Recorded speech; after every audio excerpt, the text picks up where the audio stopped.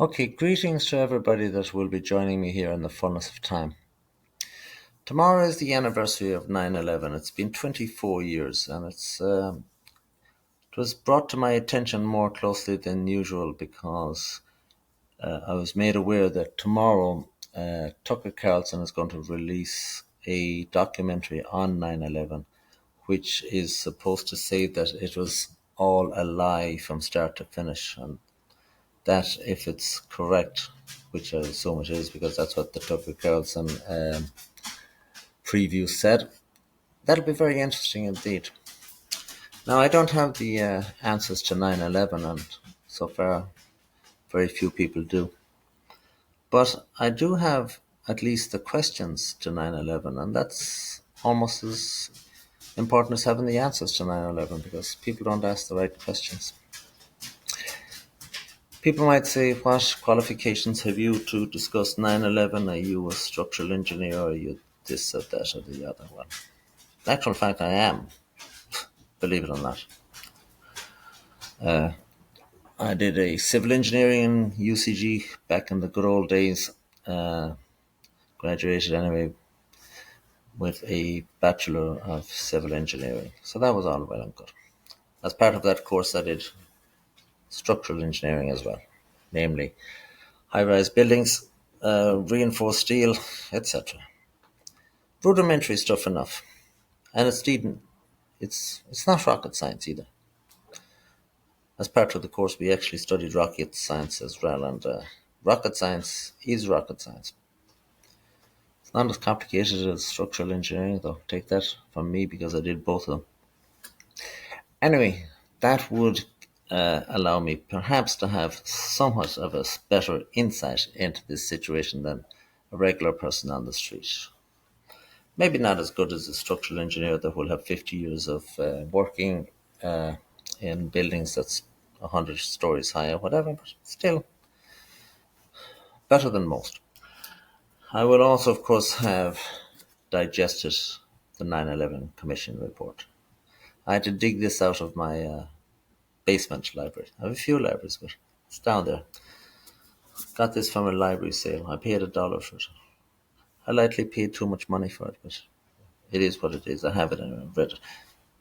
It is designed to be very, very boring, and it's designed to confuse as much as anything else. And it's designed really to put the closing touches on a mystery or a case. So if anybody ever has any questions, they'll say, oh, just go and read the 9/11 Commission report. And that, of course, is taken as gospel. It's a Bible.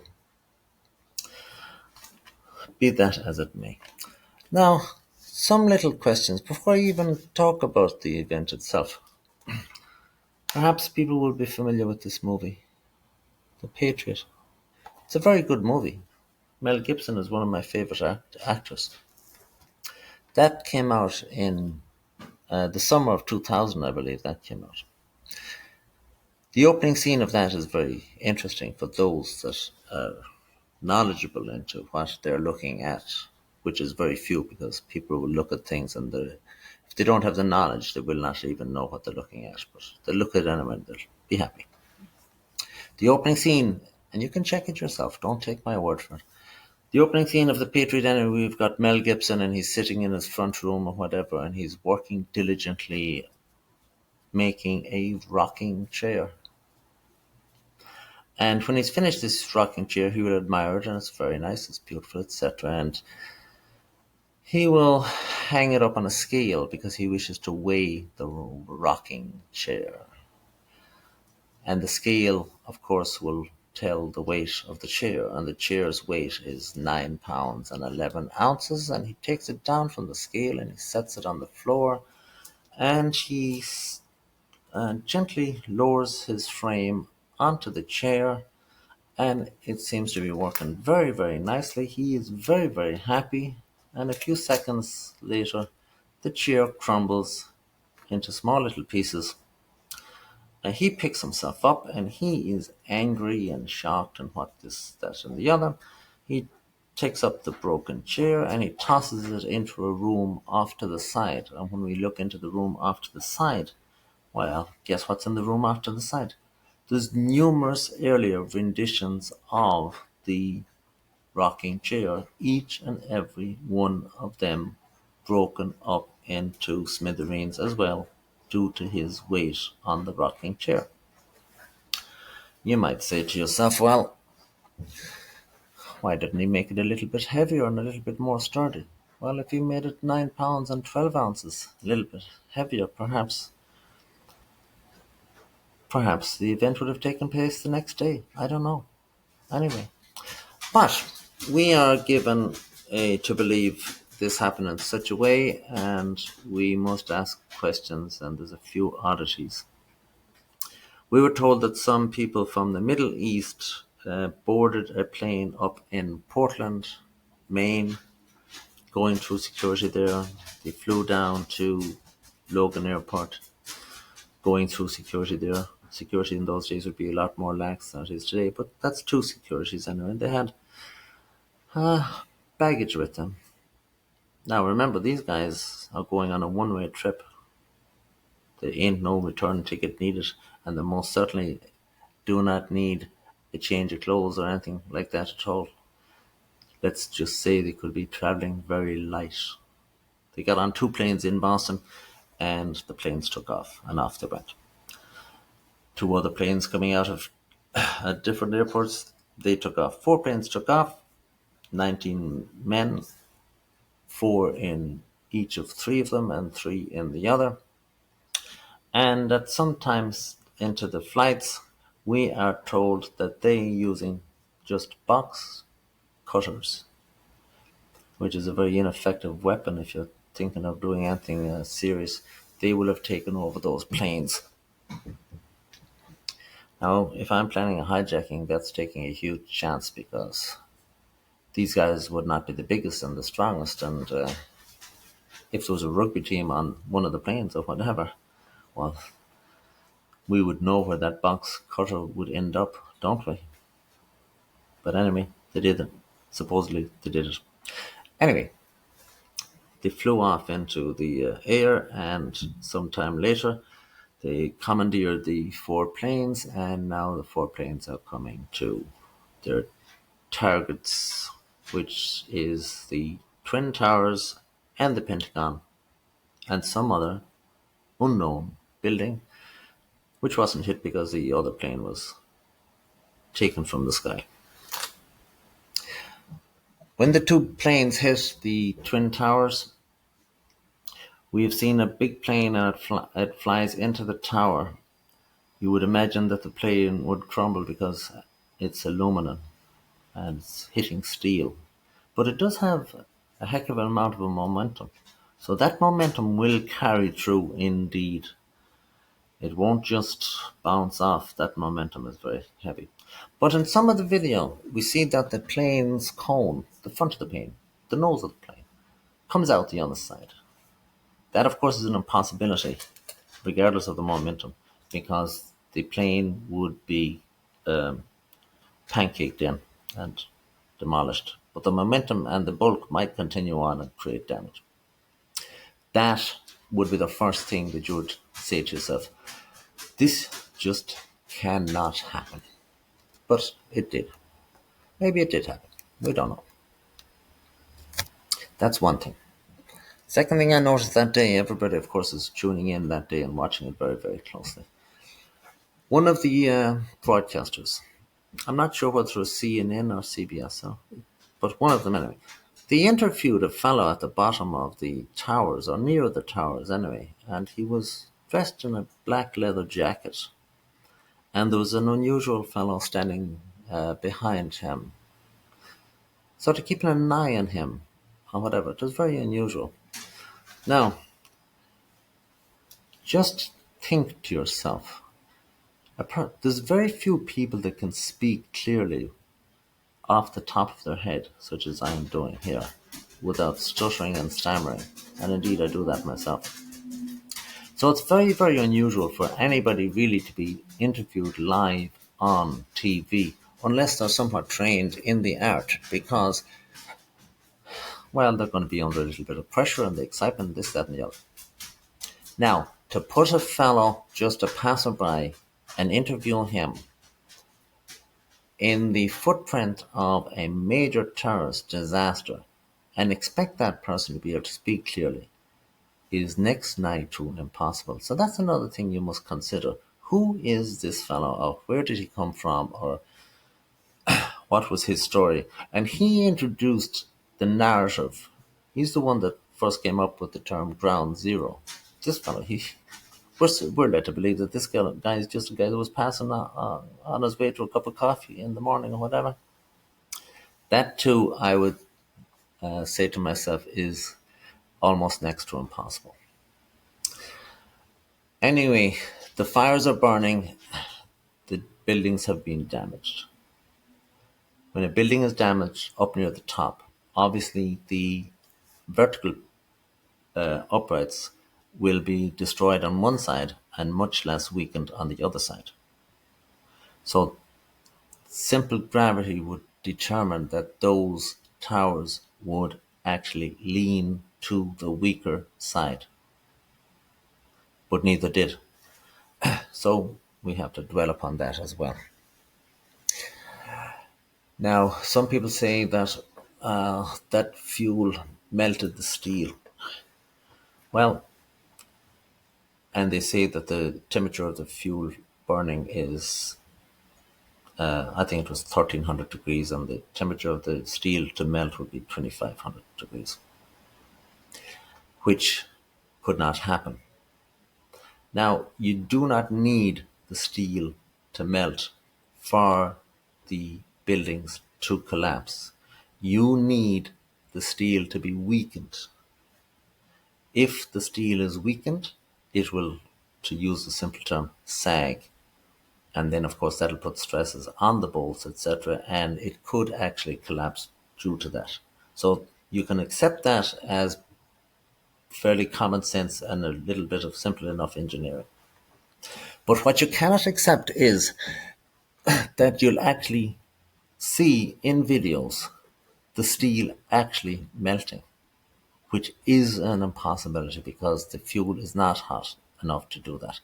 That means there had to be some sort of an outside force or an accelerant to make that steel melt. And the video of the steel melting is there. So that is something that actually is impossible given the information that you're told. Okay, so the towers collapsed.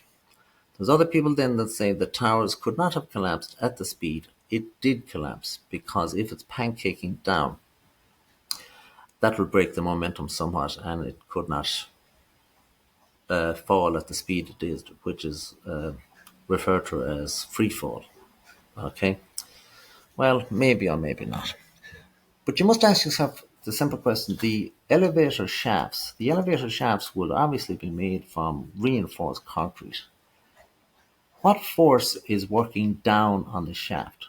There's no force at all working down on the shaft, because the shaft is the shaft that always had the same force working down upon it.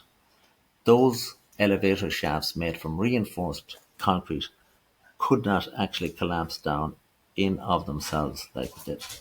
But it appears to happen. And then, of course, you will have some very strange things happening in the surrounding areas. You will have cars melted and seared and burned. And that, of course, there was no explanation of that in the year 2001. And then there was dust all over the place up the two towers, then are down.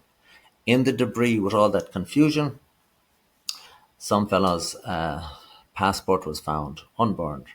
Now, you have got to ask yourself, what happened to the pocket it was in, or the pouch it was in, or whatever? Well, that had to be burned. And was the pocket not still attached to a pants? And was a pants not attached to a buttock? And was a buttock not attached to the fellow that was owning the buttock? That too is an impossibility. But anyway, take it as it is. Let's follow the story as it was presented to us. As we watched that day, the people on the TV were getting handed pieces of paper and they will just read the paper. And then you have to say to yourself, well, who printed those words onto the paper and where did it come from? And amazingly enough, The people over in London, the people in Sydney, the people in Canada, they all seem to be reading the exact same script, which meant all those words came from one location, and you can figure it out yourself where that location might have been. Okay, those were the two towers, and that was the end of the two towers for the moment. The next scene of activity was the Pentagon. We were told then that a plane flew into the Pentagon. Now, flying into the Pentagon, that takes some skill because that's not a 110 story high tower at 1,014 feet, whatever the height the towers were. I was up on the towers, but I can't remember the exact height. But they were high, they were over 1,000 feet. Um, I think that's only a 3 story building. For that plane to fly in there, it had to be brought down, it had to be reversed through 270 degrees, it had to drop in elevation. Then the difficult part was it had to fly into those 3 stories at more or less a level plane. Because if it was at an angle coming down at a slope, it would either miss the Pentagon or it would fly into the ground before the Pentagon. But that means it has to fly in horizontally or very, very close to it. Problem with that scenario is there is light poles, etc., that was in the path of the plane that by some miracle were not destroyed, which of course is an impossibility. There was something like 39 cameras taking footage. The Pentagon is the Pentagon, it's not a local or anything like that. The Pentagon is the Pentagon, so obviously it's surrounded by cameras and with heavy security night and day, 24 hours a day. None of that video footage was released immediately. Small little footage was released many years later, showing just a few frames and what appeared to be a fireball flying into the building. That, of course, was inappropriate as well. That's impossible to believe. It's also impossible to believe that a fellow that was described as a practically useless pilot for a small Cessna was able to fly a commercial jet, which is it's the same as me saying I bought a little drone the other day for $90, and after a couple of hours, well, guess what? I was able to fly it up into the air. The drone is automatic anyway. It's like saying I'd be able to fly a helicopter around Boston. Flying a Cessna and flying a commercial airline jet in a 270 descending loop is not the same thing.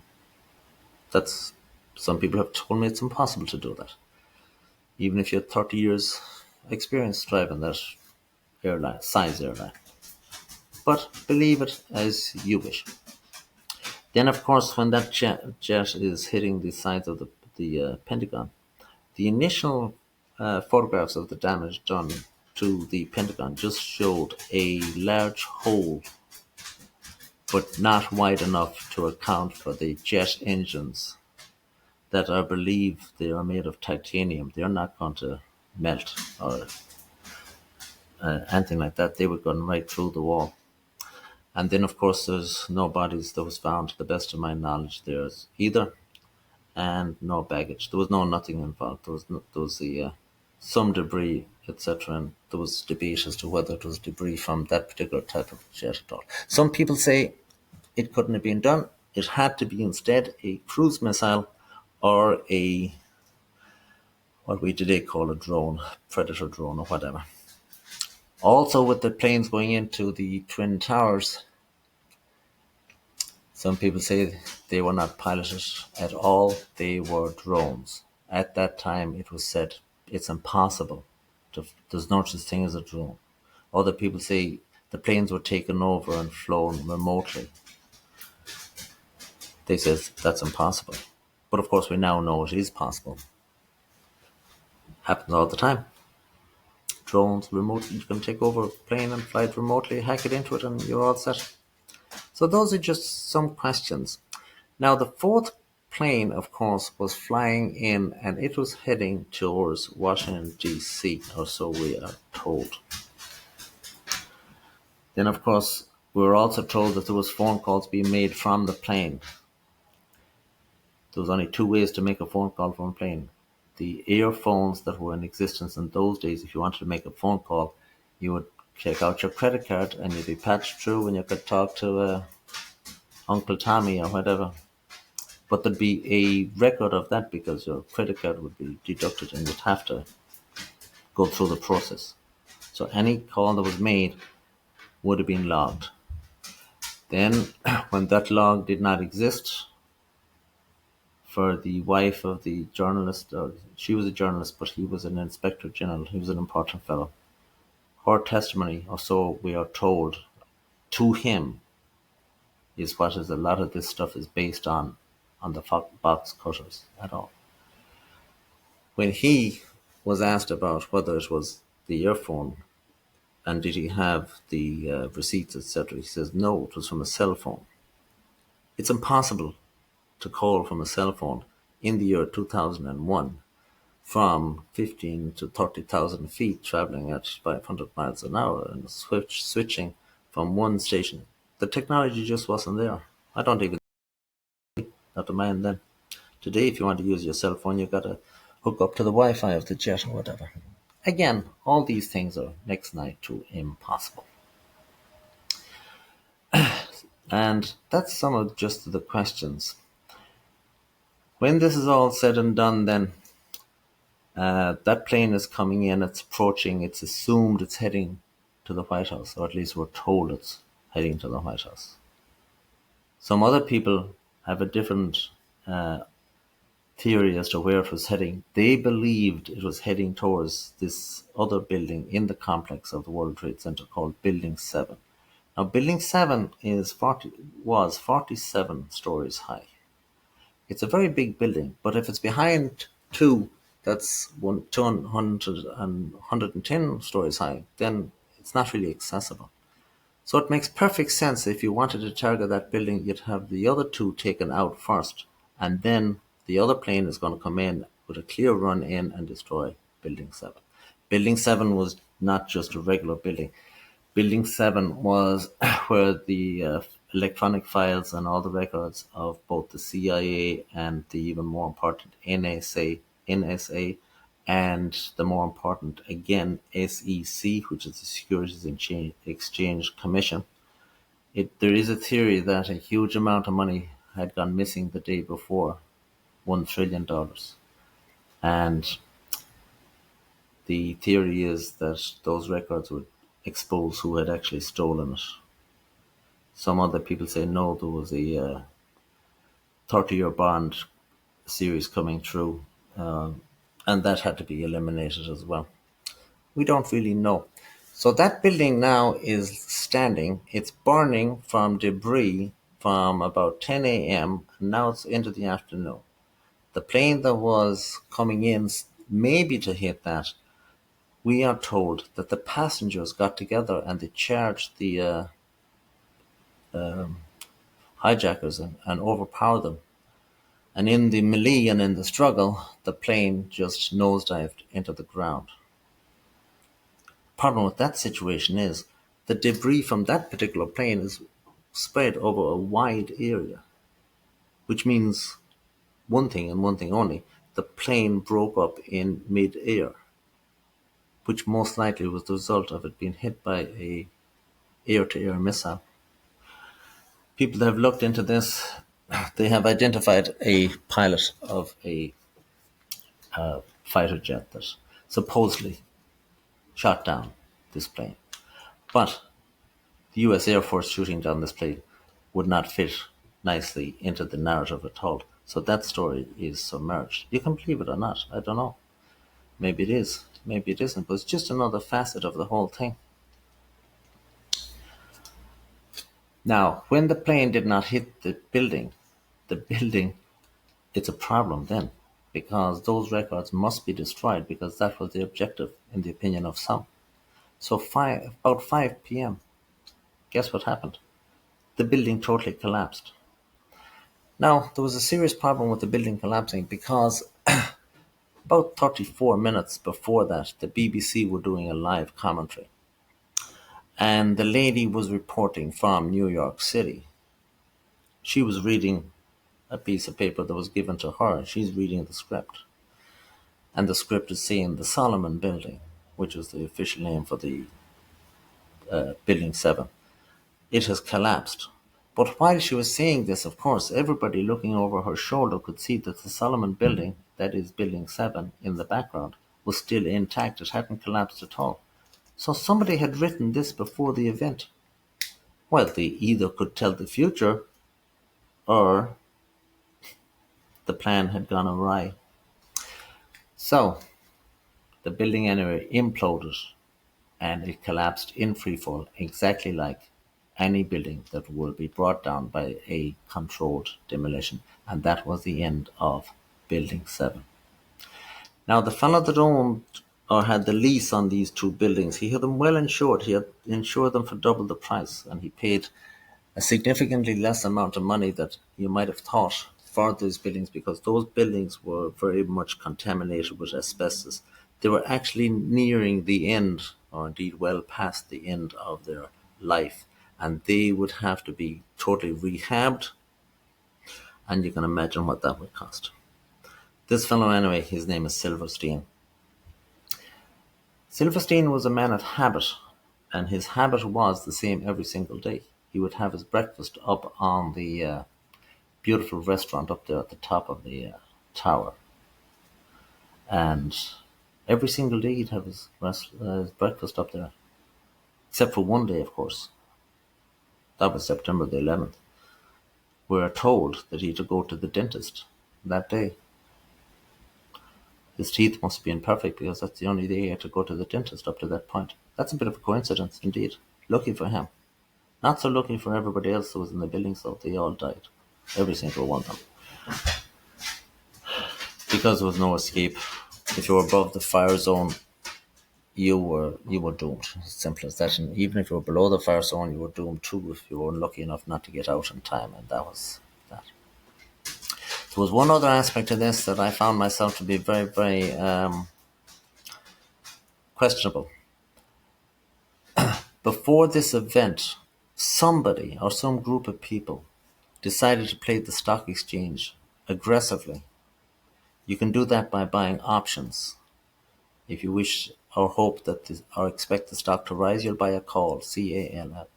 If you expect the stock to sink quickly and far within a time period, you'll buy what's known as a put, P-U-T, put. These are very, very high gambles, but the return is very, very high if you just so happen to be lucky or otherwise enough to hit it. And it just so happened that some group of people had bought a huge amount of puts on the airline stocks, which when the airline stocks fell a very significant amount, they became very, very valuable indeed. Now, you cannot just walk in off the street and buy a put or a call or an option or even any share at all or a security. You've got to give your social security number, your name, etc. You've got to give everything about yourself. Otherwise, you cannot open a trade on the stock exchange. So those puts were worth a lot of money, but they were not sold or exercised, which means that whoever had bought them realized that they had made a mistake. And if they exercised or sold those puts, they would then have to answer the obvious question. Did you know that this was going to happen? They decided not to do that. Now, that is a very, very important thing. That is a smoking gun. That is only gets one line of a mention in this book because I read it twice to see it's swept under the carpet.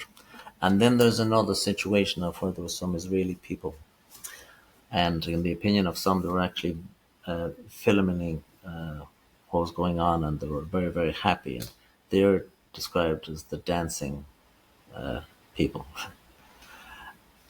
Make of that what you will.